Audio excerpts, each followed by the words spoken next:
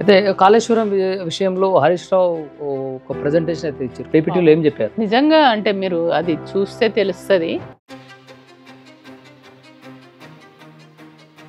కాళేశ్వరం విషయంలో అవినీతి జరిగిందని చెప్పేసి కూడా నోటీసులు ఇచ్చిన క్రమంలో కేసీఆర్ భయపడుతున్నాడు, ఎందుకంత ఉలిక్కి పడుతున్నాడు అని చెప్పేసి సీఎం రేవంత్ రెడ్డి అంటున్నాడు. కేసీఆర్ భయపడతాడండి.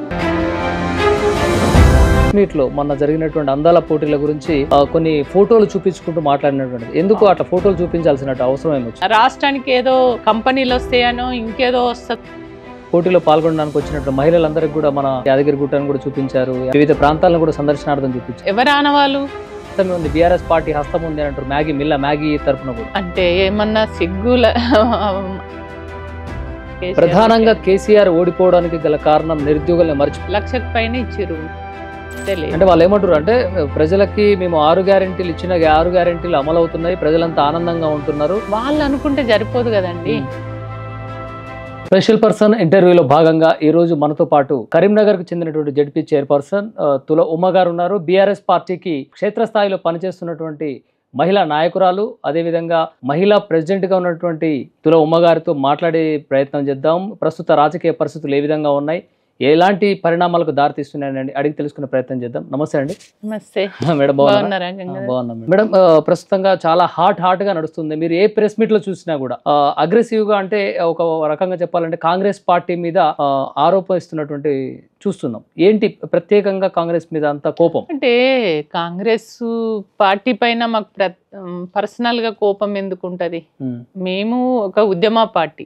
ఇవాళ టిఆర్ఎస్ పార్టీ తెలంగాణ కోసమే పుట్టినటువంటి పార్టీ.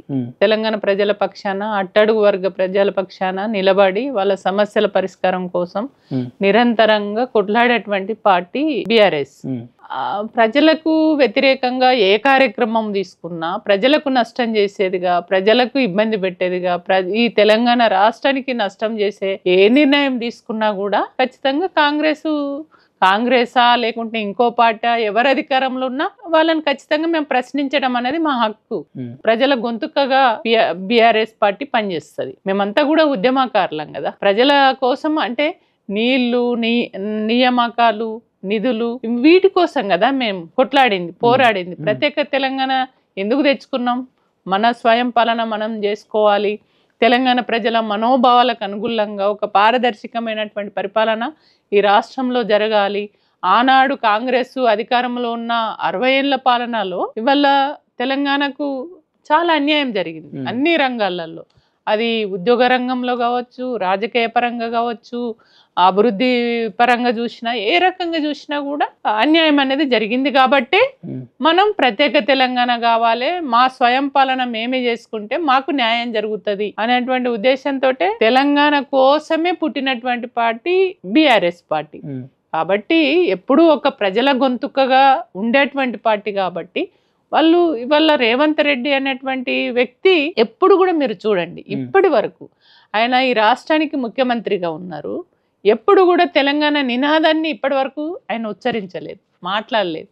అంటే తెలంగాణ రాష్ట్రం వచ్చినటువంటి రాష్ట్రంలో నువ్వు పరిపాలనలో ఉంటావు, కానీ తెలంగాణ గురించిన అంశాన్నే నువ్వు తీసుకోవు, తెలంగాణ నినాదమే నువ్వు తీసుకొని మాట్లాడలేనటువంటి వ్యక్తికి ఆయనకు ఈ రాష్ట్రానికి ముఖ్యమంత్రిగా ఉండేటువంటి అర్హత ఉందా? మరి వాళ్ళ మీద మాకు కోపం ఎందుకు ఉంటది? నువ్వు తెలంగాణను మర్చిపోతున్నావు, తెలంగాణ ప్రజల్ని మర్చిపోతున్నావు. తెలంగాణ ఒకటి చెప్పండి, ఎక్కడ మర్చిపోతున్నారు? ఇప్పుడు తెలంగాణ రాష్ట్ర అభివృద్ధి కోసం పెట్టుబడులు తెచ్చే క్రమంలో అందాల పోటీలు నిర్వహించి ఎంతో మందికి న్యాయం చేకూర్చాలి, నిరుద్యోగ సమస్యను అరికట్టాలనే విషయంలో వాళ్ళు అందాల పోటీలు నిర్వహించారు. దాన్ని ఏమంటారు మరి? మీరు చూడండి గంగాధర్ గారు, వాళ్ళు చాలా హామీలు ఇచ్చారు కదా. రేవంత్ రెడ్డి అనేటువంటి వ్యక్తి ముందు ఆయన తెలంగాణ వ్యతిరేకమైనటువంటి వ్యక్తి. ఆనాడు తెలంగాణ ఉద్యమకారుల పైన తెలంగాణ కావాలని ఎవరైతే కొట్లాడినటువంటి ఉద్యమకారుల పైననే తుపాకీ ఎక్కుపెట్టినటువంటి వ్యక్తి రేవంత్ రెడ్డి. ఆనాడు తెలంగాణ సపరేట్ కావద్దు, సమైక్య రాష్ట్రంగానే ఉండాలి అని ఆనాడు చంద్రబాబు నాయుడు ఏదైతే మాట్లాడిండో ఆయనకు వంతబడినటువంటి వ్యక్తి రేవంత్ రెడ్డి. అట్లాంటి వ్యక్తి ఏం చేసిండు? ఇవాళ తెలంగాణ ప్రజలకు చాలా హామీలు, నకిలీ హామీలు ఇచ్చిండు, సాధ్యంగాని హామీలు ఇచ్చిండు. అంటే అధికారమే ఆయన లక్ష్యంగా ఎట్లా చెప్పి అబద్ధాలు చెప్పి జనాల్ని మభ్యపెట్టి ఏం చెప్తే తెలంగాణ ప్రజలు మోసపోతారో అట్లా గమనించి వాళ్ళ తెలంగాణ ప్రజల్ని ఆ దొంగ హామీలు ఇచ్చి అధికారంలోకి అడ్డదారులలో వచ్చిండు. అయితే ఈ తెలంగాణ ప్రజల్ని నమ్మించిండు. హామీల గురించి తర్వాత మాట్లాడదాం మేడం. మీరు ప్రత్యేకంగా ప్రెస్ మీట్లో మొన్న జరిగినటువంటి అందాల పోటీల గురించి కొన్ని ఫోటోలు చూపించుకుంటూ మాట్లాడినటువంటిది ఎందుకు అట్లా ఫోటోలు చూపించాల్సిన అవసరం ఏమొచ్చింది? నేను అదే చెప్తున్నాను. అంటే అట్లాంటి వ్యక్తి ఇవాళ అందాల పోటీలు అనేది పెట్టి రాష్ట్రానికి ఏదో మంచి పేరు తీసుకొస్తా అని చెప్పేసి రాష్ట్రానికి ఏదో కంపెనీలు వస్తాయనో ఇంకేదో వస్తుందా అనే ఆశతోటి పెట్టినా అని అంటున్నారు. కానీ నిజంగా అది జరిగిందా? మీరే చెప్పండి. ఇవాళ అందాల పోటీలు అనేది పెట్టడం అనేది 70 ఏళ్ళ తర్వాత ప్రపంచ దేశాలలో ఉన్నటువంటి అన్ని దేశాల వాళ్ళు వచ్చి ఇక్కడ మంచి కార్యక్రమం, అదొక అవకాశం వచ్చింది. ఆ అవకాశం వచ్చినప్పుడు ఈయన ఏం చేయాలి? ఈ రాష్ట్రానికి మంచి పేరు తెచ్చేదిగా ఉండాలి ఆ కార్యక్రమం. ఆ వచ్చినటువంటి అందులో పార్టిసిపేట్ చేసేటువంటి మహిళలు రేపు బయటకు పోయి చాలా గొప్పగా చెప్పుకునేటట్టుగా నీ రిసీవింగ్ కానీ నువ్వు ఇక్కడ తీసుకున్నటువంటి కార్యక్రమాల ద్వారా వాళ్ళు ఇన్స్పైర్ అయ్యి రేపు మన రాష్ట్రం గురించి మన దేశం గురించి గొప్పగా చెప్పేదిగా ఉండాలి. కానీ మీరే చూసిరు కదా ఆ అందాల పోటీలలో పాల్గొన్నటువంటి మహిళ ఎన్ని రకాల వాళ్ళు అవమానాలకు గురైనరు, ఎంత వాళ్ళు మనోవేదనకు గురైనరు, వాళ్ళు అంటే మధ్యలో 70 ఏళ్ళ ఈ అందాల పోటీల క్రమంలో 70 ఏళ్ళల్లో ఎప్పుడు కూడా ఎవరు కూడా మధ్యలో వెళ్ళిపోలే. కానీ ఇవాళ ఇక్కడ నుంచి ఒక మహిళ వెళ్ళిపోయింది బయటకి. వెళ్ళిపోయినటువంటి మహిళ ఆమె చేసినటువంటి ఆరోపణలు ఎంత మన రాష్ట్రం పరువు తీసేదిగా ఉంది కదా. మహిళల్ని వేషలుగా కానీ డ్యాన్సర్లుగా అట్లా మగవాళ్ళ ముందు స్పాన్సర్ల ముందు ఎవరైతే కొద్దిగా ఈ రాష్ట్రానికి పెట్టుబడిదారులు ఎవరైతే ఉన్నారో అట్లాంటి వాళ్ళ ఇళ్ళకి తీసుకుపోవడం, వాళ్ళ ముందట వీళ్ళను గంటలు నిలబెట్టడం గది కాదు కదా. వాళ్ళ తెలంగాణకు ఒక గొప్ప చరిత్ర ఉంది, ఒక గొప్ప సంస్కృతి ఉంది. మన సంస్కృతిని, మన కళల్ని, మన సాంప్రదాయాల్ని ఉట్టిపడే విధంగా వాళ్ళకి చూపియాలి. అది కరువైంది. వాళ్ళందరికీ పోటీలో పాల్గొనడానికి వచ్చినట్టు మహిళలందరికీ కూడా మన తెలంగాణ ఖ్యాతికి సంబంధించి యాదగిరిగుట్టను కూడా చూపించారు. యాదగిరిగుట్ట కాకుండా వివిధ ప్రాంతాలను కూడా సందర్శనార్థం చూపించారు. దాని ఎట్లా చూడవచ్చు మరి? అవి చూపించారు. అవి ఎవరు ఆనవాళ్ళు? కేసీఆర్ కట్టినటువంటి ఆనవాళ్ళే కదా. యాదగిరిగుట్ట అయినా సెక్రటేరియట్ అయినా ఇంకేదైనా కూడా ఇవన్నీ కూడా ఆనవాళ్ళు అవి చూపించారు. కానీ మీరు ఇక్కడ వాళ్ళను ఇవి చూపించడం ఒక్క ఎత్తు, అది ఒక కట్టడాలు కావచ్చు తెలంగాణ అభివృద్ధికి సంబంధించి చూపించిన మాట ఓకే. కానీ ఇవాళ వాళ్ళను అంటే వాళ్ళు వ్యక్తం చేసినటువంటి గంటలు స్పాన్సర్స్ దగ్గరికి పోయి తీసుకుపోయి నిలబెట్టడం కానీ, రియల్ ఎస్టేట్ వాళ్ళ ఇళ్లకి తీసుకుపోయి కూర్చోబెట్టడం కానీ, మేఘా కృష్ణారెడ్డి ఇంటికి తీసుకుపోవడం కానివ్వండి, గిది కాదు కదండి. మీరు గొప్పగా వాళ్ళకు ఈ అందాల పోటీలు కాంగ్రెస్ పార్టీ నాయకులు కానివ్వండి, సీఎం రేవంత్ రెడ్డి సర్కార్ కానివ్వండి, ఏమేమంటారు అంటే ప్రత్యేకించి బీఆర్ఎస్ పార్టీ వాళ్ళు మా మీద బురద జల్లే ప్రయత్నం చేస్తున్నారు, దుష్ప్రచారం చేస్తున్నారు. వాళ్ళకు కూడా వాళ్ళ వెనక వీరి హస్తమే ఉంది, బీఆర్ఎస్ పార్టీ హస్తం ఉంది అని అంటారు. మ్యాగీ తరపున కూడా అంటే ఏమన్నా సిగ్గుల మనసులో అయితే అట్లాంటి మాటలు వేరే దేశంలో ఉన్నటువంటి ఒక మహిళను మేము పోయి ఇన్ఫ్లుయెన్స్ చేస్తామా? ఆమెకు చెప్పమని అంటామా? ఆమె ఇంకా అట్లా ఆమె ఆ అభిప్రాయం వ్యక్తం చేసి ఆమె ఫీలింగ్స్ చెప్పిన తర్వాత దానికి కారణమైన వ్యక్తులు ఎవరు? వాళ్ళకు నోటీసులు ఇవ్వాలి. ఇప్పుడు నేను అదే అంటున్నాను. ఇవాళ అందాల పోటీలలో పాల్గొన్నటువంటి మహిళల పట్ల ఇక్కడ నిర్వాహకులు చేసినటువంటి పద్ధతులు ఏవైతే ఉన్నాయో, అభ్యంతరకరమైనటువంటి పద్ధతులు ఎవరైతే ప్రవర్తించిండ్రో అట్లాంటి వాళ్ళకు నువ్వు నోటీసులు ఇవ్వాలి. ఇవాళ కేటీఆర్ గారు ఏం చేసిరు? కార్ రేసింగ్ అనేది అది మన రాష్ట్రానికి పేరు తెచ్చేది కదా. కొన్ని కంపెనీలు వస్తాయి, మన హైదరాబాద్ నగరం అనేది ప్రపంచంలో ఒక గొప్పగా నిలిచిపోతుంది అనేది దాంతో పెద్ద మంచి కార్యక్రమాన్ని పెడితే దాన్ని తప్పుపట్టి నువ్వు దాన్ని వల్ల తప్పుగా చిత్రీకరించి లేనిపోని అన్ని అంటే కేటీఆర్ లాంటి వాళ్ళను రేపు నేరస్తులుగా చేయడానికి ఏది కోడిగుడ్డు మీద ఈక బీకినట్టుగా అట్లా చూసి ఈయనను ఇబ్బంది పెట్టాలని చెప్పేసి నోటీసులు పంపిస్తున్నావు. మరి గట్లాంటి ఒక మహిళ కొన్ని ఆరోపణలు చేసినప్పుడు ఆ ఆరోపణలు చేసినటువంటి ఆ నిర్వాహకులు ఎవరైతే ఉన్నారో ఆ నిర్వాహకులకు ఇప్పటివరకు నువ్వు నోటీస్ ఇయ్యలే, దాని మీద ఇప్పటివరకు చర్యలు తీసుకోలే. మరి ఎటుపోతుంది నీ పాలన? ఏమైతుంది అంటే ఇవాళ మహిళలు అంత పెద్ద ఒక ఈవెంట్ ఇక్కడ జరిగినప్పుడు ఆ ఈవెంట్లో కొన్ని అభ్యంతరకరమైనటువంటి పద్ధతిలో ఆ నిర్వాహకులు ప్రవర్తించినప్పుడు, వాళ్ళపైన కొన్ని ఆరోపణలు వచ్చినప్పుడు వాళ్ళపైన ఏం చర్య తీసుకున్నావు? ఇంతమంది చాలామంది మహిళా సంఘాలు కానీ ఇతర మహిళలకు వ్యతిరేకమైనటువంటి పద్ధతులు ఇక్కడ నిర్వహణ జరిగింది అని చెప్పేసి ఆరోపణలు వచ్చినప్పుడు దానిపైన విచారణ ఏది? ఆ విచారణ జరపలేదు కదా. ఇది ప్రజాపాలన ఎట్లయితుంది? మహిళల గురించి మాట్లాడే రైట్ నీకు ఉందా? అసలు మహిళల గురించి మాట్లాడే హక్కు ఉందా? అన్నీ మరి మనం వాళ్ళు చేసిన ఏ చూసినా కూడా అంత అభ్యంతరకరంగానే ఉంది కదా. అయితే ఒక విషయం చెప్పండి, మీరు గతంలో చూసుకున్నట్లయితే జనశక్తిలో కూడా పనిచేస్తారు. జనశక్తి నుంచి పనిచేస్తున్నప్పుడు అప్పుడు ఎలా ఉంది, ఇప్పుడు జనజీవన స్రవంతిలో కలిసిన తర్వాత అందరితో సమాజంలో తిరుగుతున్నప్పుడు మీరు ఒక కీలకమైన పదవిని బాధ్యతని కూడా వ్యవహరిస్తున్నారు, ఇప్పుడు ఎలా అనిపిస్తుంది? అంటే అది వేరండి. అదే మేము ప్రజల కోసం ప్రజలలో ఉండి ప్రజల పక్షాన కోట్లాడినటువంటి పోరాటాలు, అది వేరే అనుభవాలు ఉన్నాయి. ఇప్పుడు అంటే ఆ అనుభవాలు తెలంగాణ ఉద్యమానికి కూడా చాలా ఉపయోగపడ్డాయని నేను భావిస్తాను. ఎందుకు అని అంటే నిత్యం నా బుద్ధి తెలిసినప్పటి నుంచి కూడా ప్రజలలో ఉన్నాం, ప్రజల పక్షాన నిలబడ్డాం, నిరుపేద అట్టడుగు వర్గాల కోసమే పనిచేసినటువంటి ఒక అనుభవం ఏదైతే ఉందో అందులో భాగంగానే మేము ఆ ఉద్యమం నుంచి ఆ పార్టీల సామాజిక ఉద్యమాల నుంచి మళ్ళీ తెలంగాణ కేసీఆర్ గారు ఎప్పుడైతే పార్టీ పెట్టి తెలంగాణ ఉద్యమం ప్రారంభించారో 2001లో మళ్ళీ వెంటనే ఈ ఉద్యమంలో పాల్గొనడం జరిగింది. కాబట్టి ఆ అనుభవాలు అనేది తెలంగాణ ఉద్యమంలో ఇవాళ తెలంగాణ రాష్ట్రం వచ్చింది అని అంటే తెలంగాణలో ఇవాళ ఒక బలమైనటువంటి ఉద్యమం నిర్మాణమై తెలంగాణ రాష్ట్రం తెచ్చుకున్నామని అంటే ఇవాళ నాలాంటి వాళ్ళు అనేక అంటే ఆనాడు లెఫ్ట్ ఉద్యమాలలో వివిధ ప్రజా సంఘాలలో ప్రజా ఉద్యమాలలో పాల్గొన్నటువంటి అనుభవాలు, ప్రతిఘటన ఉద్యమాలు, సామాజిక ఉద్యమాలు అనేకం జరిగినాయి. కాబట్టి ఆ ఉద్యమాల ద్వారా ఆ అనుభవాలతోటే చాలామంది తెలంగాణ తెచ్చుకోవడం కోసం అందరం సంఘటితమై అన్ని వర్గాల వాళ్ళను సమీకృతం చేసి అది కేసీఆర్ గారిని నాయకత్వంలో కేసీఆర్ గారిని ముందట పెట్టుకొని ఖచ్చితంగా కేసీఆర్ గారి నాయకత్వంలోని ఇది సాధ్యపడుతుంది అనేటువంటి ఒక లక్ష్యంతో అందరం పనిచేసాం. అయితే చాలామంది ఒక ప్రశ్న ఏంటంటే మధ్యలో ఉండేటువంటి ప్రశ్న, కేసీఆర్ అంటే ఒక నియంత పోకడ ఉంటుంది, దురల పోకడ ఉంటుంది అంటే అంతేంటే కేసీఆర్ కుటుంబానికి అత్యంత సన్నిహితులుగా మిగిలిన మీకు అసలు ఏంటి కేసీఆర్ వ్యక్తిత్వం అలాంటిది అన్న నిజానికి వాస్తవానికి? కేసీఆర్ గారు ఒక నియంతం కాదండి, ఒక అనుభవం. అంటే ఆయన వాస్తవంగా అందరు అట్లా అనుకుంటారు కానీ ఆయన వాస్తవంగా నేను ఎప్పుడు చూసినా కూడా ఉద్యమ సహచరిగా ఉద్యమంలో కలిసి పనిచేసినప్పుడు ఉద్యమ టైంలో చూస్తే ఎప్పుడు చూడండి మీరు ఎప్పుడు చూసినా ఆయన అనునిత్యం తెలంగాణ ఎట్లా తెచ్చుకోవాలి, తెలంగాణ తెచ్చుకోవడానికి ఏ వర్గాలను కలవాలి ఏంటి అనేది ఎప్పుడు అట్లనే ఉంది.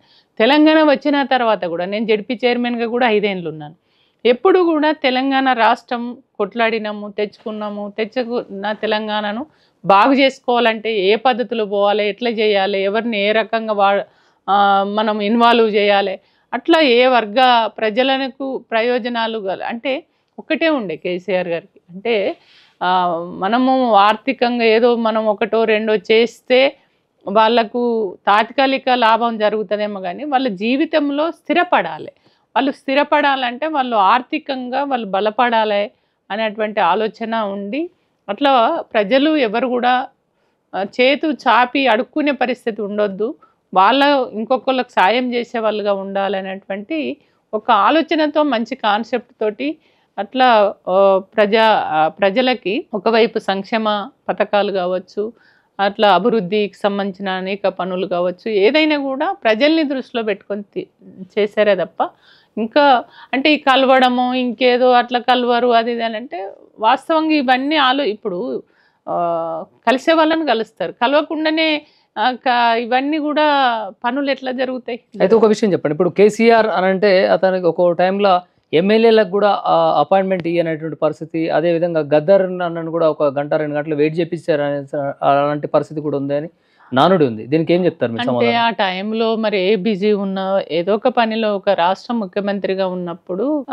రాష్ట్రం ప్రయోజనాల దృష్టిలో ఏదో ఒక దాంట్లో ఉండి బిజీగా ఆ టైం కాకపోతే ఇంకా తర్వాత కలుద్దాం అనుకొని అట్లా ఉండి ఉంటారు. కానీ టైం ఇవ్వద్దని కానీ కలవద్దనే ఆలోచన మాత్రం ఉండకపోయి అంటే ఉంటుంది. ఉద్యమకారులకి ప్రత్యేకంగా కేసీఆర్ మర్చిపోయిండు, ఉద్యమకారులని వారు చేసిన త్యాగాన్ని మర్చిపోయిండు అని చెప్పేసి కూడా వాళ్ళకు ఒక ఇది ఉంది మదిలో. అంటే వాస్తవంగా కొంతమందికి అందరినీ అయితే అకామిడేట్ చేయడంలో కొంత అవి జరిగినాయి. అది అందులో వాస్తవంగా ఇది ఒక మహాతరమైనటువంటి ఉద్యమం. ఆ ఉద్యమంలో చాలా వ్యక్తులు వచ్చిర్రు, సంఘాలు వచ్చినాయి, చాలా మంది కూడా ఇన్వాల్వ్ అయ్యి చేసినటువంటి మూమెంట్. ఆ మూమెంట్లో ప్రతి ఒక్కరికి కూడా అరే ఉద్యమం చేసినాం కదా, నాకు ఏదో ఒక అవకాశం రాదా అనేది అనుకుంటాం. కానీ అనుకున్నప్పుడు ఏమవుతుందంటే మళ్ళీ తెలంగాణ వచ్చిన తర్వాత అన్ని పార్టీలలో ఉన్నటువంటి లీడర్షిప్ పెద్దోళ్ళు ఉన్నారు, అన్ని పార్టీలలో ఉన్నటువంటి నాయకులు కూడా రావడంతో ఏంటంటే అందరికీ ఒకేసారి అకామిడేట్ చేయలేరు కదా. అట్లా క్రమక్రమంగా ఇద్దామనేటువంటి దాంట్లో కొంతమందికి వచ్చినాయి, కొంతమందికి రాలేదు, కొంతమందికి అవకాశాలు రాకపోయేసరికి నేచురల్గా ఎవరైనా ఏ ఉద్యమకారులకైనా ఏముంటుంది, అరే ఇప్పుడు మేము కొట్లాడుతున్నాం, పోరాడుతున్నాం, ఈ పోరాడడం అనేది రేపు ఫలాలు వచ్చినప్పుడు రేపు రాష్ట్రం అధికారంలోకి వచ్చినప్పుడు మేమే ఉంటాం తప్ప ఇంకే వేరే వాళ్ళు వస్తారా అనేది ఒకటి ఉంటుంది కదా. అట్లా కొంతమందికి రాకపోతే బాధపడి ఉంటారు. అంతేగాని క్రమక్రమంగా అందరిని అకామిడేట్ చేస్తామనే దాంట్లోనే ఉన్నారు. కానీ ఎవరికి చేయొద్దనే ఉద్దేశం ఎందుకుంటది? ప్రధానంగా కేసీఆర్ ఓడిపోవడానికి గల కారణం నిరుద్యోగులను మర్చిపోవడమే అని నిరుద్యోగుల యొక్క మనసులోని ఆలోచన. దీన్ని మీరు ఒప్పుకుంటారా? నిరుద్యోగులకు అంటే వాస్తవంగా చాలా లక్షకు పైన ఇచ్చిర్రు. మొన్న రేవంత్ రెడ్డి వచ్చినాక కొన్ని 30,000 మంది ఉద్యోగులకు అవకాశం ఇచ్చిర్రు, ఒక లిస్టు. అవి కూడా కేసీఆర్ గారు ఇచ్చిన నోటిఫికేషన్ ఆధారంగానే ఫైనల్ అయ్యింది. అది ఇయ్యలేరు అంటే చాలా మంది అవి చేసిర్రు. అంటే నిరుద్యోగ సమస్య అంటే తెలంగాణ వచ్చిన తర్వాత ప్రతి ఒక్కరికి ఎక్స్పెక్టేషన్స్ ఎక్కువ ఉంటాయి. కానీ ఇక్కడున్న పరిస్థితులకు తగినట్టు కొన్ని నిర్ణయాలు చేయాలి. అంటే నీళ్లు నిధులు నియామకాలే మన నినాదం కదా. అవును, ముఖ్య ప్రాముఖ్యత అనేది నిరుద్యోగులకు ఇవ్వాలి కదా. నిరుద్యోగులకు చాలా వరకు పోలీస్ డిపార్ట్మెంట్లో కానీ కొన్ని ఎడ్యుకేషన్ డిపార్ట్మెంట్లో అక్కడక్కడ కొంతమంది కాంట్రాక్ట్ ఉద్యోగులను కానీ వాళ్ళందరినీ రెగ్యులరైజ్ చేసిర్రు. అట్లా క్రమక్రమంగా చేద్దామనే దాంట్లో ఉన్నారు. కానీ అందరినీ ఒకటేసారి చేయాలంటే చేయలేరు కదా. అట్లా మెల్లమెల్లగా చేద్దామనే దాంట్లో ఉన్నారు. కొన్ని చేయగలిగిర్రు, కొన్ని ఇంకా క్రమ పద్ధతిలో చేద్దామనేటువంటి ఆలోచనలో ఉన్నారు. కాకపోతే అప్పటికప్పుడే ఇక కావాలంటే అందరినీ సాటిస్ఫై చేయలేం కదా. వచ్చిన వాళ్ళు సంతోషపడతారు, రానోళ్ళు కొంచెం బాధపడతారు. కాబట్టి అట్లా కొంత ఇదైంది. కానీ అదే ప్రధానం అనేది కాదు.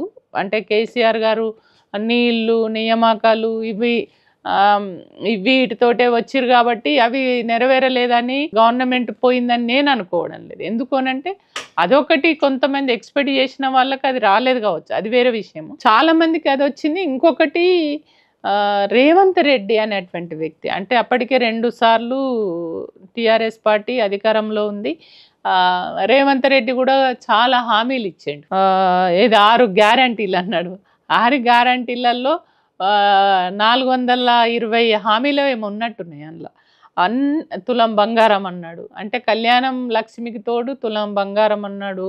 చాలా హామీలు ఇచ్చిండు నిరుద్యోగులకు. కాంగ్రెస్ పార్టీ వాళ్ళు ఏమంటున్నారంటే, నేనేమంటున్నానంటే ఆ హామీలకి మహిళలు ఎట్లుంటారు, తులం బంగారం వస్తుంది కదా, మేము ఇప్పుడు ఇంట్లో ఎంతమంది ఉంటే అంతమందిలో పెన్షన్ ఇస్తా అన్నాడు. 4,000 ఇస్తా అన్నాడు. ఇప్పుడు 2,000 ఉంది కదా, 4,000 ఇస్తా అన్నాడు.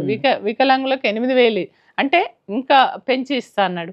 అట్లా ప్రతి ఒక్కరికి కూడా ఆశ పెట్టేసరికి ఇవాళ ఆశపడ్డారు. అంటే సరే ఇప్పుడు రేవంత్ రెడ్డి ఇవన్నీ హామీలు ఇస్తుండు కదా, ఇన్ని హామీలు చెప్తున్నాడు కదా, ఇప్పుడు రైతు బంధు కూడా మీరు చూడండి, రైతు బంధు ఇస్తా అన్నాడు, ఇచ్చిండా?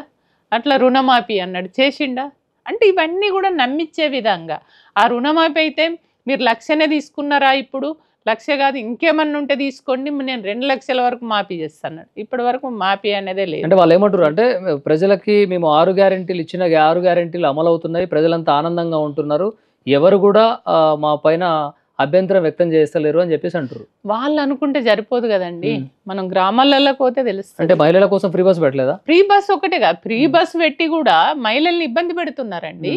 అసలు ఆ బస్సులు పాత బస్సులు ఉన్నటువంటి బస్సులు పాడైనవన్నీ రిపేర్ చేయిస్తలేరు. 10 బస్సులు ఉన్న కాడ 5 బస్సులే అయిపోయినాయి. ఆ బస్సులలో కిక్కిరిసిపోతున్నారు, మహిళలు గుద్దుకుంటున్నారు, కొట్లాడుతున్నారు, అసలు ఊపిరాడక నానా తంటాలు పడుతున్నారు, ఇబ్బందులు పడుతున్నటువంటి పరిస్థితి.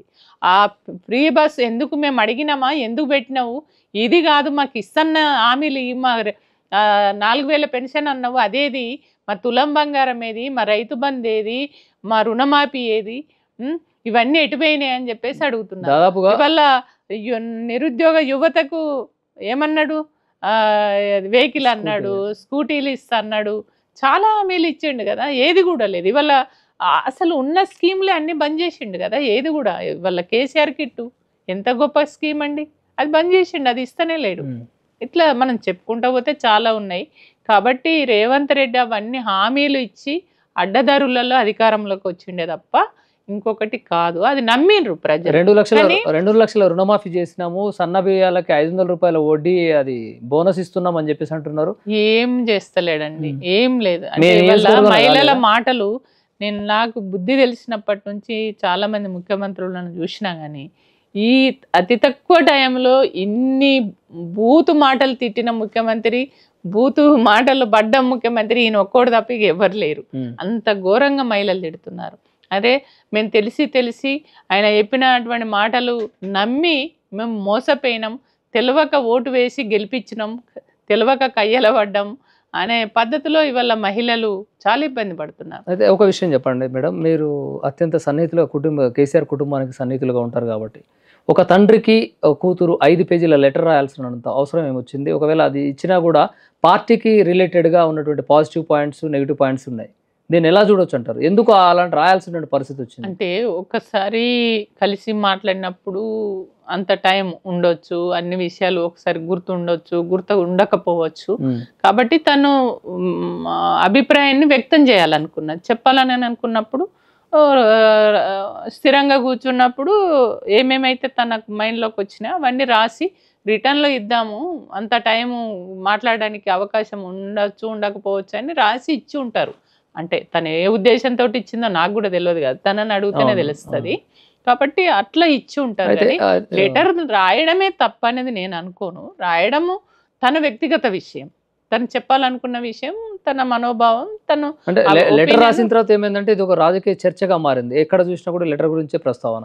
అయితే విషయం ఏంటంటే ఎయిర్పోర్ట్కి వచ్చినాక కూడా కేసీఆర్ దేవుడు అని అంటూనే, కేసీఆర్ దేవుడు అంటూ దేవుడి చుట్టూ దయ్యాలు ఉన్నాయి అని కోవట్లు ఉన్నారని చెప్పేసి కూడా చెప్పింది. ఇలాంటి వాళ్ళు తన అభిప్రాయం అట్లా తను ఫీల్ అయినట్టుంది. కానీ మాకైతే అట్లా ఏం కనబడతలేదు, అట్లాంటిది ఏం లేదు. కేసీఆర్ గారు ఎప్పుడైనా మేము అవసరం ఉన్నది అని అనుకున్నప్పుడు పోవచ్చు, కలవచ్చు, మాట్లాడవచ్చు. అక్కడ ఉన్నటువంటి వాళ్ళందరూ కూడా ఒక స్థాయి, అంటే ఏమన్నా మామూలు వ్యక్తి ఆ కేసీఆర్ గారు, ఒక ఉద్యమకారుడు, ఒక సీనియర్ మోస్ట్ నాయకుడు, ఇవాళ ఒక కింగ్, తెలంగాణ స్టేట్లోనే ఒక దేవుడిగా, ఒక గాంధీగా మనము ఇది చేస్తుంటాం. అట్లాంటి వ్యక్తిని దయాలను పెట్టుకోవాల్సిన అవసరం ఏముంది? తను ఏ రకంగా, ఇక తనని అడిగితేనే తెలుస్తుంది. కానీ అట్లాంటి పరిస్థితి అయితే ఏం లేదు నాకు తెలిసి. కాళేశ్వరం విషయంలో అవినీతి జరిగిందని చెప్పేసి కూడా నోటీసులు ఇచ్చిన క్రమంలో కేసీఆర్ భయపడుతున్నాడు, ఎందుకంత ఉలిక్కి పడుతున్నాడు అని చెప్పేసి సీఎం రేవంత్ రెడ్డి అంటుండు. కేసీఆర్ భయపడతాడండి? మీరే చెప్పండి. ఒక ఉద్యమాన్ని నడిపిన వ్యక్తి, తెలంగాణ రాష్ట్రాన్ని తీసుకొచ్చినటువంటి వ్యక్తి, ఈ రేవంత్ రెడ్డి, తెలంగాణ వ్యతిరేకమైనటువంటి రేవంత్ రెడ్డికి భయపడేటువంటి పరిస్థితి ఉంటుందా? ఎందుకు అట్లా ఆయన భయపడుతున్నాడు? వల్ల నేను ఒక ఇంత తక్కువ టైంలో నేను చేస్తున్న పనులు చేయకపోతే తెలంగాణలో నాకు తెలంగాణ ప్రజల నుంచి వ్యతిరేకత వస్తుంది, రేపు మళ్ళీ టీఆర్ఎస్ బలపడుతుందేమో, మళ్ళీ బలపడితే రేపు నా ఉనికినే నేను కోల్పోతానేమో అని ఆయన భయపడుతున్నాడు. ఆయన భయపడి కేసీఆర్ భయపడుతున్నాడని ఒక తప్పుడు మాటలు మాట్లాడి తప్పుడు ప్రచారం చేయడానికి దోహదపడుతుంది. కానీ కేసీఆర్ ఎందుకు భయపడతాడంటే ఒక కేసీఆర్ అనేది వ్యక్తి ఒక నిప్పు లాంటి వ్యక్తి, చరిత్ర ఉన్నటువంటి వ్యక్తి, తెలంగాణలో ఒక నెంబర్ 1 వ్యక్తిగా ఇవాళ ఉన్నాడు. తెలంగాణ రాష్ట్రం తీసుకొచ్చినటువంటి వ్యక్తి, రాదు అనుకున్నటువంటి తెలంగాణను సమైక్య పాలకుల కుట్రలు కుతంత్రాలు ఎన్ని రకాల ఇబ్బందులు పెట్టినా వాటన్నిటిని కూడా పక్కకు తోలి ఇవాళ తెలంగాణ పట్టుకొచ్చినటువంటి వ్యక్తి. అట్లాంటి వ్యక్తి తెలంగాణ తెలంగాణకు వ్యతిరేకంగా ఉన్నటువంటి వ్యక్తి ఇవాళ అడ్డదారులలో అధికారంలోకి వచ్చినటువంటి వ్యక్తి ఇవాళ ఆయన మాటలు నమ్ముతారండి ప్రజలు? భయపడుతున్నాడు అని అంటే ఎవరన్నా నమ్ముతారా? భయపడే వ్యక్తి కేసీఆర్ కాదు కదా. అయితే కాళేశ్వరం విషయంలో హరీష్ రావు ఒక ప్రెజెంటేషన్ అయితే ఇచ్చారు, పవర్ ప్రెజెంటేషన్. ఈ ప్రెజెంటేషన్ లో ఏం చెప్పారు? అదే విధంగా ఈ రోజు కూడా పీపీటీలో చెప్పారు. పీపీటీలో ఏం చెప్పారు? నిజంగా అంటే మీరు అది చూస్తే తెలుస్తుంది. ఇవాళ కృష్ణా జలాలు ఉన్నాయి. ఆ కృష్ణా జలాలు అనేది కూడా ఇవాళ వాళ్ళు ఆంధ్రకు పట్టుకపోవాలని చూస్తున్నారు. ఆ పట్టుకపోవడం వల్ల మరి మన అక్కడ నీళ్లు అటు మళ్లించడం వల్ల మనకు అన్యాయం జరుగుతుంది. మన కొట్లాట అంతా కూడా నీళ్లు, నియామకాలు, నిధులే కదా మన కొట్లాడింది, తెచ్చుకున్నదే. మళ్ళీ నేను ఈ తెలంగాణ వచ్చినాక కూడా గవిటి కోసం కొట్లాడే పరిస్థితి, దుస్థితి అనేది వస్తుందని అయితే నేను ఎక్స్పెక్ట్ చేయలే. కాబట్టే ఇవాళ రేవంత్ రెడ్డి మాట్లాడుతున్నాడా, ఒకవైపు నీళ్లు తరలించకపోవాలని, మళ్ళీ అక్కడ అడ్డదారులలో మళ్ళా నీళ్ళని మళ్లించే దశలో అక్కడ ప్రాజెక్టులు నిర్మాణం చేయాలనేటువంటి ఒక కుట్ర జరుగుతున్నప్పుడు ఇక్కడ ఉన్నటువంటి రేవంత్ రెడ్డి మరి దాన్ని అడ్డుకోవాలి కదా, బీజేపీ పార్టీ కూడా అడ్డుకోవాలి కదా. వాళ్ళిద్దరు ఒక్కటై మళ్ళీ ఇక్కడ నుంచి నీళ్లు తరలించేటువంటి ఒక కుట్ర అనేది జరుగుతుంది అనేది ఇవాళ చాలా వివరంగా హరీష్ రావు గారు చాలా అయితే విషయాలు చెప్పడం జరిగింది. జల పంపిణీ విషయంలో బీజేపీ పార్టీ కూడా మద్దతు ఇస్తుంది, దానికి అలా చేయొద్దు అని అనకుండా అని చెప్పేసి హరీష్ రావు గారు కూడా అన్నారు. అదే కదా, ఇప్పుడు ఇక్కడ ఉన్నటువంటి ఈ రాష్ట్రంలో 8 మంది ఎంపీలు ఉన్నారు, 2 మంత్రులు ఉన్నారు. ఎప్పుడన్నా ఇప్పుడు నిధులు కూడా ఆంధ్ర ప్రాంతానికి వచ్చినటువంటి నిధులు మీరు చూడండి, ఇక్కడికి నిల్లు కదా. గివి పట్టుకొచ్చినాక ఈ ప్రాజెక్ట్ వచ్చింది, గిన్ని నిధులు వచ్చినాయి అని చెప్పమనండి. ఎవరు కూడా అసలు ఈ రాష్ట్రం గురించి పట్టించుకునే పరిస్థితే లేదు కదా. కాబట్టి ఇవాళ హరీష్ రావు గారు అదే చెప్పిండ్రు, ఈ రాష్ట్రంలో ఉన్నటువంటి బీజేపీ ఎంపీలు ఏం చేస్తారు, కాంగ్రెస్ ఎంపీలు ఏం చేసిరు, ఎవరన్నా మన రాష్ట్రానికి రావాల్సినటువంటి అభివృద్ధికి సంబంధించినటువంటి పనుల మీద ఏవి నిధులేవి నీళ్లు తరలించుకొని పోతుంటే మీరు ఏం చేస్తున్నారు అనేదే ఇవాళ హరీష్ రావు గారు అడుగుతున్నటువంటి పరిస్థితి. ఈ మధ్య కాలంలో కవిత పార్టీ పెడుతుంది త్వరలో అనే వార్తలు వినపడుతున్నాయి. అయితే కవిత పార్టీ పెట్టబోతుందా అసలు? నాకెట్లా తెలుస్తుంది? అది కవిత గారిని అడిగితేనే తెలుస్తుంది. అంటే పొలిటికల్ గా ఇక్కడ ఇది ఒక చర్చగా మారుతుంది. అయి ఉంటది. అంటే తనేమనుకుంటారు అనేది ఏంటి, ఇప్పటి వరకు అయితే తెలంగాణ జాగృతి అనేది వాళ్ళ కొత్తగా పెట్టినటువంటి పార్టీ కాదు. తను గతం నుంచే అనేక రోజుల నుంచి తెలంగాణ జాగృతి ద్వారానే బతుకమ్మ కార్యక్రమాన్ని నిర్వహించడం కానీ అనేక కార్యక్రమాలు జాగృతి పేరు మీద చేస్తూ వస్తున్నారు. అదే జాగృతిని తను స్ట్రెంథెన్ చేసుకోవాలనే దాంట్లో భాగంగా కార్యక్రమాలు చేసుకుంటున్నట్టున్నారు. అంతకు మించి నాకేం తెలియదు. పార్టీ పెడతారా పెట్టారా అనేది నేను ఊహించి చెప్పలేను కదా, తనైతేనే కరెక్ట్ చెప్తుంది. నాకైతే అంటే జనరల్ గా అనుమానాలు ఇవన్నీ ఊహాగానాలు రకరకాల ఛానళ్లలో నేను కూడా చూస్తున్నాను. ఇంకొక విషయం ఏంటంటే కేసీఆర్ విచారణకు హాజరైన తర్వాత కేటీఆర్ తన కోపాన్ని ప్రదర్శించిండు మీడియా ముఖంగా. ఒక సీఎంని పట్టుకొని చాలా వేరే విధంగా పదజాలాలు వాడిండు. దీన్ని ఎలా చూడొచ్చు అంటారు మరి? ఏ విషయం అంటున్నారు? తల ఇది చేయాలంటే ఆయనకు పుట్టి రావాలి, ఆయన జేజమ్మ దిగి రావాలని చెప్పేసి ఇలాంటి పదాలు వాడాడు. ఈ రేవంత్ రెడ్డి మాట్లాడే మాటలకు అంతు పొంతు లేదండి. ఆయన నోరా అది మోరో తెలియదు. అసలు ఒక రాష్ట్ర ముఖ్యమంత్రి మాట్లాడవలసినటువంటి మాటలే కాదు. ఆయన అధికారంలోకి వచ్చినాక ఎన్ని బూతులు మాట్లాడిండు. ఒక సీఎంకు ఉండేటువంటి గౌరవము, ఆ కుర్చీకి ఉండేటువంటి రెస్పెక్ట్ అనేది ఏదైతే ఉందో అది మర్చిపోయి ఒక సామాన్యమైన మనసులు మాట్లాడలేని భాషలో ఆయన మాట్లాడు. పేగులు కంటి గుడ్లు తీస్తా అంటాడు, పేగులు మెడలకు వేసుకుంటా అంటాడు. ఇక ఆయన భాషనైతే నిజంగా అరుణాతీతం. ఆ భాష నాకు అది చెప్పడానికి కూడా, అంటే ఒక రాష్ట్ర ముఖ్యమంత్రి మాట్లాడుతుందంటే సమాజం మీద దాని ప్రభావం పడుతుంది. దాన్ని ప్రతి మాటకు విలువ అనేది ఉంటుంది. కానీ ఈ రాష్ట్ర ముఖ్యమంత్రి ఏది పడితే అదే మాట్లాడుతున్నాడు. అది ఏది మాట్లాడినా ఒక గౌరవపదంగా ఉండాలి, కానీ ఆ గౌరవం అనేది ఈయనకు లేదు. ఆ మాట్లాడే విధి విధానాలు కూడా ఇంకా 5 సంవత్సరాలు కూడా మేమే పాలిస్తామని చెప్పేసి కూడా అంటున్నారు. అంటే ఈ 5 సంవత్సరాలే కాదు, మళ్ళీ ఒక 5 సంవత్సరాలు కూడా కాంగ్రెస్ పాలనే తెలంగాణ రాష్ట్రంలో ఉంటుందని చెప్పేసి అంటున్నారు. ఆయన అనుకుంటే సరిపోతుందా? ప్రజలు కదా నిర్ణయించవలసి. మరి ఎవరు వస్తారంటారు? ఎవరు వస్తారు అనేది ప్రజలు డిసైడ్. ఖచ్చితంగా రేపు రాబో రోజులలో బీఆర్ఎస్ఏ అధికారంలోకి వస్తుంది. ఎందుకు అంటున్నా అంటే ఇది ఒక తెలంగాణ కోసమే పుట్టిన పార్టీ, ప్రజల గురించి మంచి చెడు ఆలోచించేటువంటి పార్టీ, ప్రజల పక్షాన నిలబడి ఈ రాష్ట్రాన్ని కంటికి రెప్పలాగా కాపాడుకునేటువంటి వ్యక్తి కేసీఆర్ గారు. కాబట్టి ఈ రాష్ట్రం కొట్లాడి తీసుకొచ్చిన వ్యక్తి కేసీఆర్ గారు. కాబట్టి ఈ రాష్ట్రాన్ని బ్రహ్మాండంగా అభివృద్ధి చేయాలనేది, అది ప్రేమ, ఆప్యాయత, తెలంగాణ ప్రజల పట్ల మమకారం ఎవరికి ఉంటుంది? కేసీఆర్కే ఉంటుంది, రేవంత్ రెడ్డికి ఉండదు. కాబట్టి మళ్ళీ మేమే వస్తామని కలలు కంటుండు రేవంత్ రెడ్డి. కానీ ఖచ్చితంగా రేపు రాబో రోజులలో ఖచ్చితంగా ఈ అసలు ఎంత తొందరగా రేవంత్ రెడ్డి దిగిపోతాడా అనేది ఎదురు చూస్తారు తెలంగాణ ప్రజలు.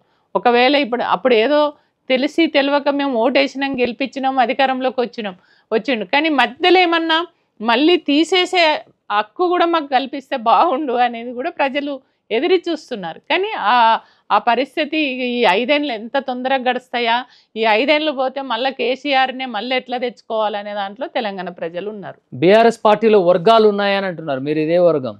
నాదంతా కేసీఆర్ వర్గం. ఎప్పుడు కూడా నేను వర్గాలు అనేది లేదు.